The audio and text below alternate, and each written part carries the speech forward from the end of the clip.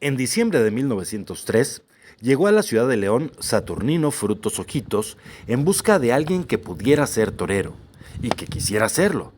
También venía en busca de un buen aficionado que sería su mecenas, el señor Manuel Malacara. El mismo día que se entrevistó con este buen hombre, consiguió casa y solar para formar a sus muchachos. También algo de dinero. Conseguir al torerillo fue más difícil. Caminó por la plaza, por el rastro, por los terrenos de la estación y consiguió unos pocos datos.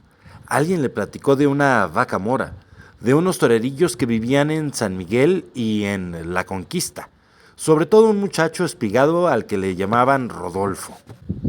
En el rastro se topó con el abuelo de ese tal Rodolfo. Saturnino le preguntó si conocía a alguien que pudiera ser torero y también lo pareciera. El abuelo de Gaona le dijo, ¿cuánto? Y le digo quién. Le dio unas monedas el madrileño y el anciano pronunció el nombre completo, Rodolfo Gaona Jiménez, pero no le dijo en dónde encontrarlo. Alguien lo orientó a los billares de Montecarlo, en lo que ahora es la calle Pino Suárez, en la primera cuadra. Allá fue. Ahí le dijeron, venga en enero, a tal día y a tal hora. Ese día fue Rodolfo al billar y Saturnino ya lo esperaba. Al verlo entrar, supo que era él. Lo observó un momento y lo abordó. El muchacho era respetuoso y franco. Saturnino le dijo, pídele permiso a tu madre.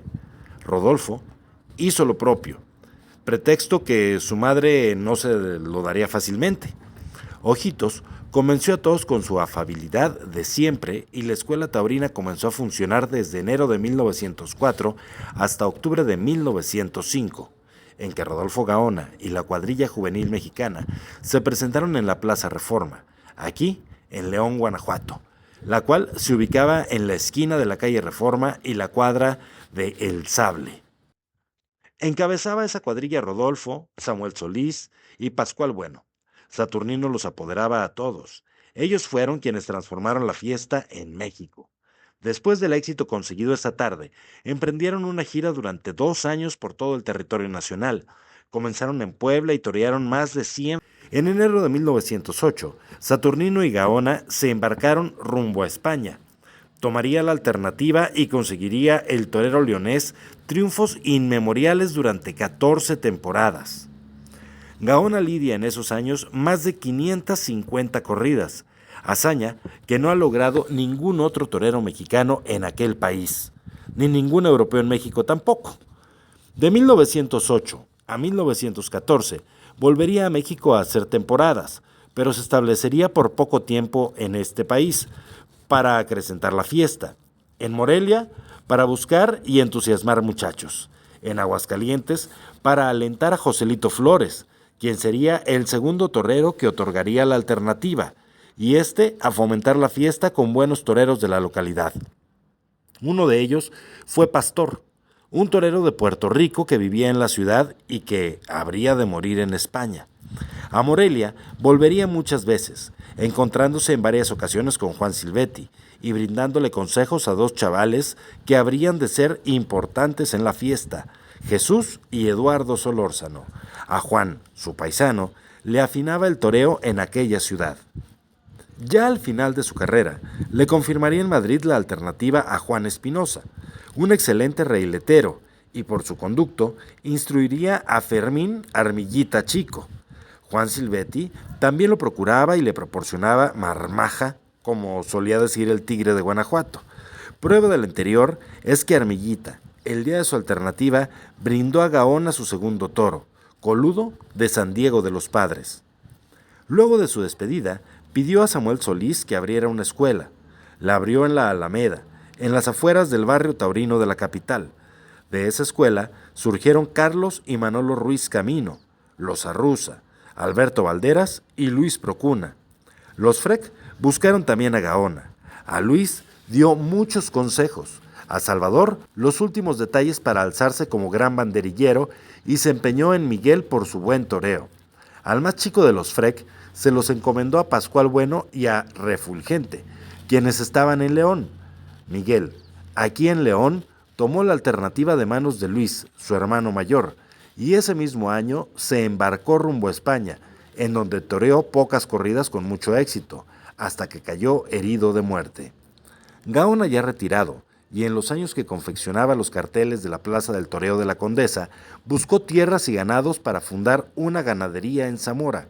En Salamanca compró una gran propiedad, El Molino, misma que llegó a visitar el general Plutarco Elías Calles en los años del Maximato. Toda la década de los 30, con los carteles que armaba en México, fue formando una afición conocedora y fue exigiendo toros más bravos y de menos genio. Entonces llegaron San Mateo y Piedras Negras, poco después La Punta, ganaderías de pura sangre brava. En los 40, cuando Maximino Ávila era el hombre fuerte, Gaona tuvo mucho que ver con los consejos de cómo organizar la fiesta y cómo ofrecerla a los mexicanos. Gaona trajo a Conchita Cintrón a México. Jesús Solórzano la auspició y Pepe Ortiz se encargó de cuidarla y pulir su toreo a pie. Buscaban hacer una fiesta completa, presentando también el rejoneo. El toreo fue transformando sus recursos en la época de Gaona. En 1913, las plazas se dotaron de ruedo, callejón, contrabarreras y burladeros. Luego se instituyó una raya en el tercio del piquero. El peto llegó en los años 30 y la segunda raya a mediados de esa misma época para medir y garantizar la bravura de los toros. En aspecto ganadero, se fabricó un toro menos fiero, pero más bravo, que se dejara torear por abajo y no tanto con pases por alto, que se lo pudiera ceñir mejor el torero y que aguantara más en la muleta. A los toreros les orientó para torear más embraguetados y en redondo, cargando la suerte, y pidió toreros completos, con el capote, tanto en la brega como en los quites, con las banderillas, pausados, exigidos en la muleta, pero sobre todo en el natural y certeros y derechos en la suerte de matar. La época de oro del toreo en México fue posible porque el perfil de las figuras cumplía con esos dotes, es decir, claridad, agilidad, sutileza e imparcibilidad en las maneras de torear. Alcanzarían a beber de esa savia taurina leonesa dos paisanos importantes, figuras del toreo, Antonio Velázquez, del mero barrio del Cuecillo, y Jesús Córdoba, el maestrito del toreo. A partir de los años 50, empezó con la idea de que León tuviera una buena plaza y entusiasmó a los hermanos Obregón, quienes construyeron La Luz. El día de la inauguración, todos los que fraguaron esta fiesta estaban presentes: Gaona, Samuel, Jesús, Antonio, Juan Silvetti hijo, todos.